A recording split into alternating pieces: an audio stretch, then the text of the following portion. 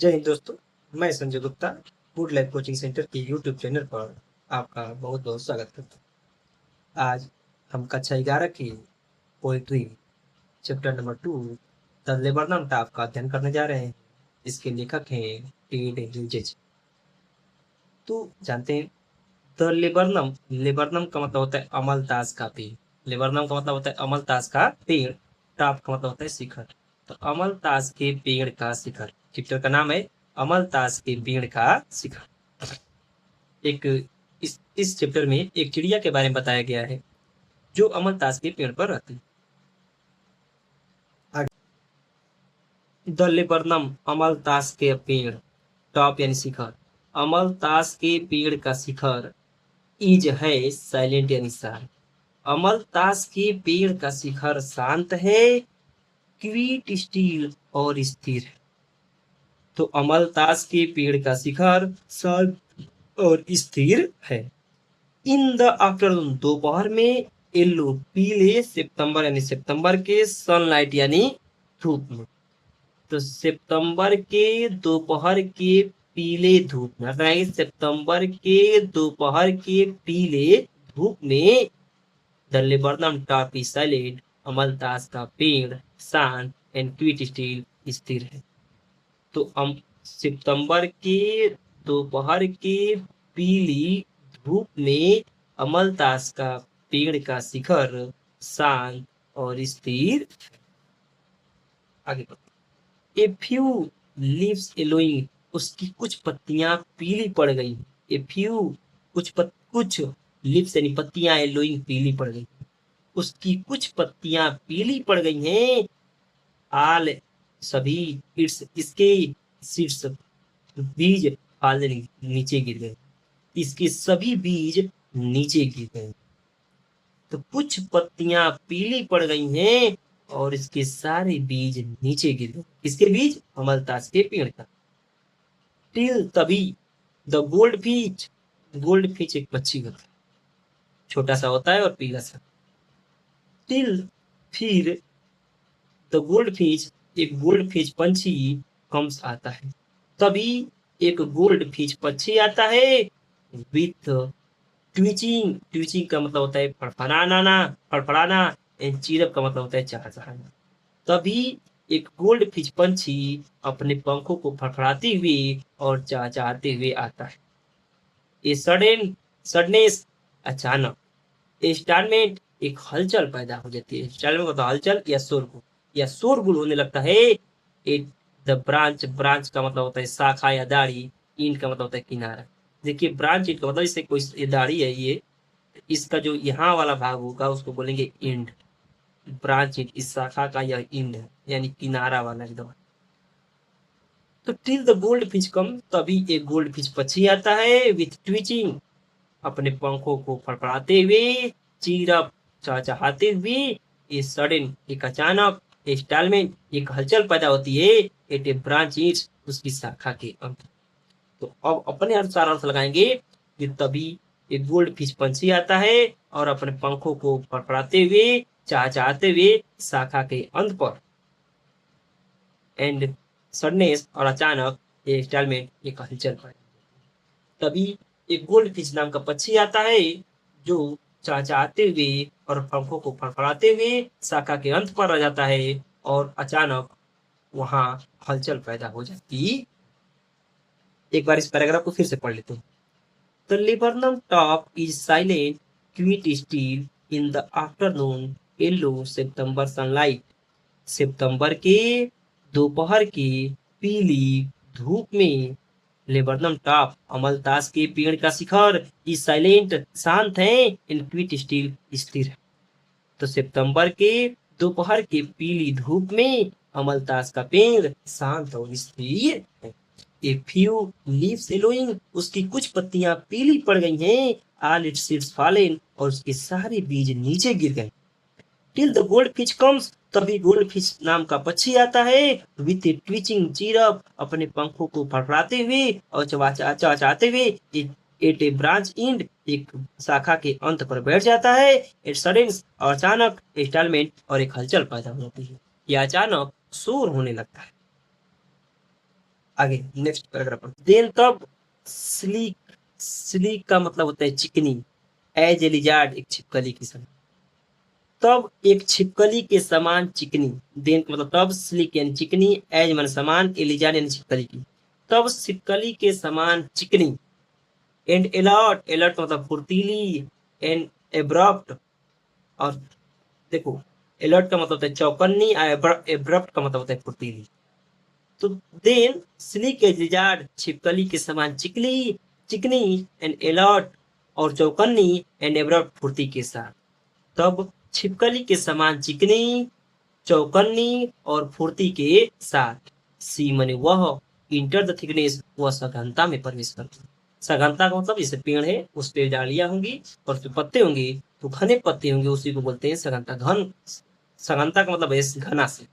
C enter the thickness वह सघनता में प्रवेश करती। एंड मैंने और ये मशीन स्टार्टअप, और तभी एक मशीन शुरू हो जाती है। मशीन शुरू होने का मतलब शोरगुल होने लगता है, इंजन चालू हो जाता है, ऐसे कर सकते हैं। जैसे जैसे ये जाती है, इसके कुछ बच्चे होंगे वो शोर मचाने लगते हैं, तो उसी को यहाँ मशीन कहा है। एंड मशीन स्टार्टअप, तभी एक मशीन शुरू हो जाती है। आप चिटरिंग, चिटरिंग, चिटरिंग का मतलब होता है चहचहाने की, तो चहचहाने की, एंड ट्रिम्बर ऑफ विंग्स, और ट्रिम्बर का मतलब फड़फड़ाने की, ऑफ विंग्स पंखों, तभी चहचहाने की और पंखों को फड़फड़ाने की, एंड ट्रिलिंग और शोर मचाने की, ये मशीन स्टार्टअप एक मशीन शुरू हो जाती है। ध्यान से लगाएंगे कि तभी चहचहाने की, पंखों को फड़फड़ाने की और शोर मचाने की एक मशीन शुरू हो जाती है। द होल पूरा ट्री, पेड़, ट्रिम्बल्स कांप उठता है, एंड थ्रिल्स रोमांचित हो उठता है। तो पूरा पेड़ रोमांच, रोमांच के साथ कांप उठता है। क्या कह सकते हैं कि पूरा पेड़ रोमांचित और कांप उठता है, या सीधे कह सकते हैं कि पूरे पेड़ में एकदम शोर मचने लगता है और हिलने डुलने लगता है। बहुत अच्छी पैराग्राफ है, एक बार और ध्यान से देखते हैं। द दिन तब स्लीक एज लिजार्ड, छिपकली के समान चिकनी, तब छिपकली के समान चिकनी, चिकनी, एंड अलर्ट और चौकन्नी, एंड एब्रप्ट फुर्तीली, तब छिपकली के समान चिकनी, एंड अलर्ट चौकन्नी और एन एवर्ट फुर्ती के साथ, सी इंटर द थिकनेस वह सघनता में प्रवेश करती है। तब छिपकली के समान चिकनी, चौकन्नी और फुर्ती के साथ सी इंटर द थिकनेस वह सघनता में प्रवेश करती है। एंड ए मशीन स्टार्टअप, और एक मशीन शुरू हो जाता है। आप चिटरपिंग चहचहाने की, ट्रिम्बर ऑफ विंग्स पंखों को फड़फड़ाने की, एंड ट्रिलिंग और शोर मचाने की, तब पंखों को फड़फड़ा चहचहाने और पंखों को फड़फड़ाने और शोर मचाने की एक मशीन शुरू हो जाती है।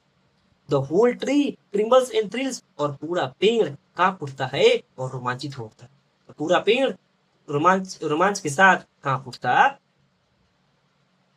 ठीक है, आगे कांप उठना मतलब हिलने डुलने लगता है।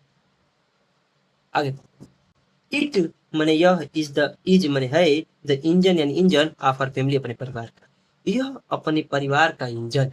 देखिए यह अपने परिवार के इंजन से तात्पर्य है कि जैसे वह चिड़िया जो है, वह जैसे ही आती है उससे बच्चे देखते हैं तो शोर मचाने लगते हैं।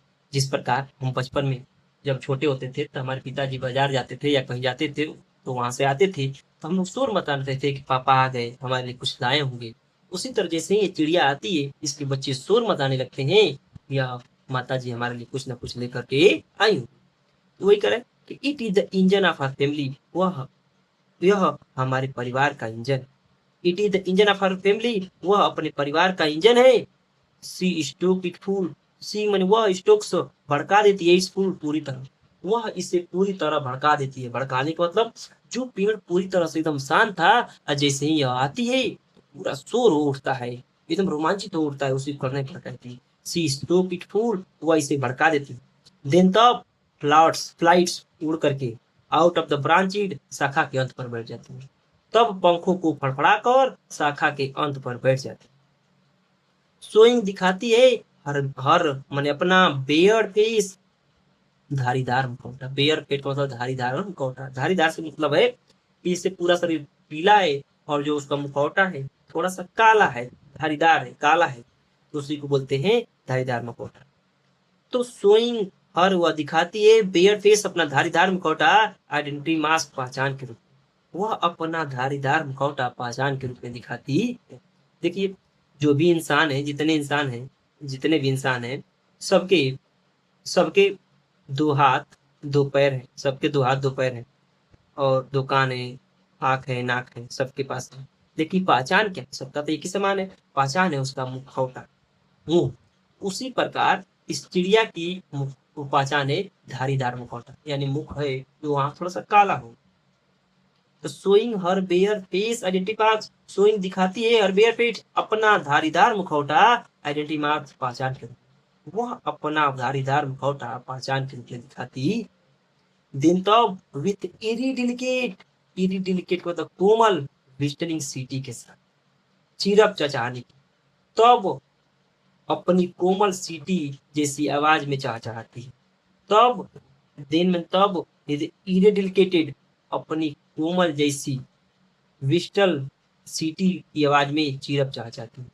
तब वह अपने कोमल जैसी तब वह अपनी कोमल सीटी जैसी आवाज में चहचहाती है। यहाँ से यहाँ तक अर्थ है कि तब वह अपनी कोमल सीटी जैसी आवाज में चहचहाती है एंड विस्पेयरिंग और फुसफुसाती है। फुसफुसा कर सी लॉन्च अवे, वो दूर हट जाती है या दूर उड़ जाती है टुवर्ड द इन्फिनाइट, आकाश की तरफ। तो तब वह कोमल सीटी जैसी आवाज में चहचहाती है और फुसफुसाते हुए सी लॉन्च अवे, वह दूर हट जाती है या दूर उड़ जाती है टुवर्ड द इन्फिनाइट, आकाश की तरफ। एंड और द लेबरनम टॉप, अमलतास का पेड़ सबसाइड टू पटी पुनः खाली हो जाता है। अमलतास का पेड़ पुनः क्या हो जाता है? खाली हो जाता है या सुनसान हो जाता है। जैसे देखते हैं, it is the engine of a family, वह अपने परिवार का engine. She stokes is full, वह उसे पूरी तरह से भड़का देती है। Then floods out of the branch and, और तब फड़फड़ाकर शाखा के अंत पर बैठ जाता है। Showing her bear face in identity marks, अपना धारीदार मुखौटा पहचान के रूप में दिखाता है। देन तब विथ इरीडिलिकेट विस्टल चीरप व विस्पेयरिंग, तब कोमल सीटी जैसी आवाज में चहचहाती है एंड विस्पेयरिंग फुसफुसाकर सी लॉन्च अवे, वह दूर रुक जाती है टुवर्ड द इन्फिनाइट, आकाश की तरफ। एंड और द लिबर्नम सबसाइड्स टू एम्पटी, और अमलतास का पेड़ पुनः शांत हो जाता है या पुनः सुनसान हो जाता